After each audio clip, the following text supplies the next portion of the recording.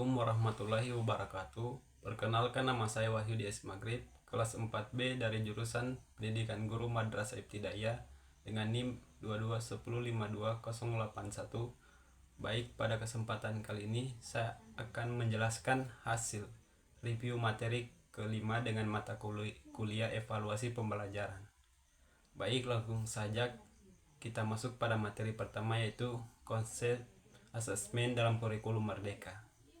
Nah, dalam kurikulum merdeka, penilaian menggunakan istilah asesmen yang diartikan sebagai proses pengumpulan dan pengolahan informasi untuk mengetahui kebutuhan belajar, perkembangan dan pencapaian hasil belajar peserta didik.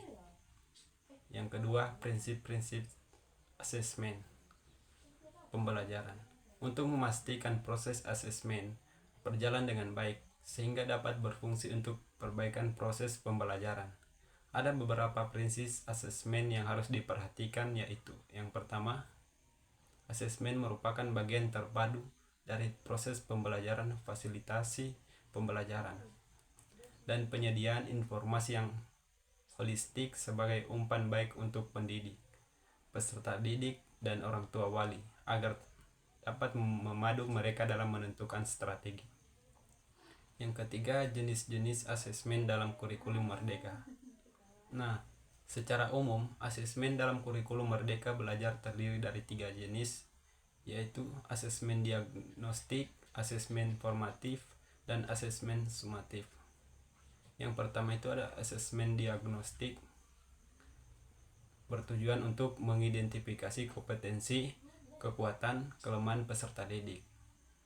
Hasilnya digunakan pendidik sebagai rujukan dalam merencanakan pembelajaran sesuai dengan kebutuhan pembelajar peserta didik.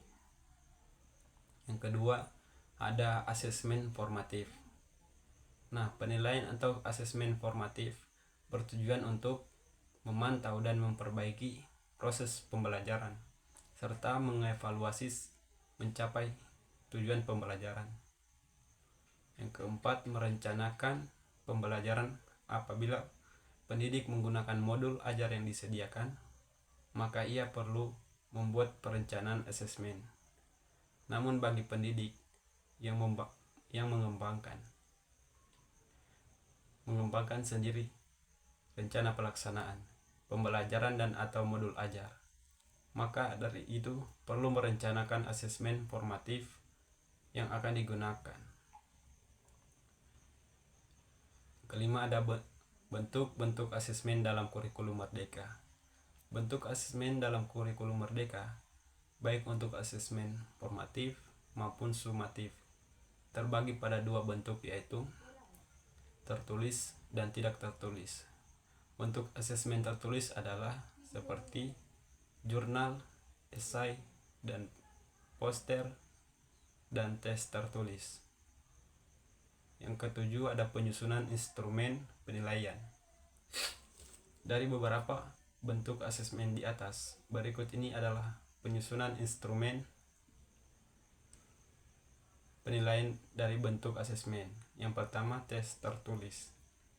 Tes tertulis dapat dirumuskan dalam bentuk tes objektif maupun tes subjektif atau esai.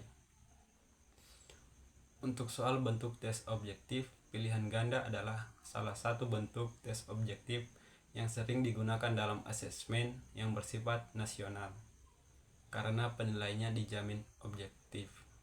Yang kedua, penilaian sikap atau efektif. Sikap adalah suka atau tidak suka yang terkait dengan kecenderungan seseorang dalam merespons suatu objek. Sikap merupakan ekspresi dari nilai-nilai atau pandangan hidup yang dimiliki seseorang.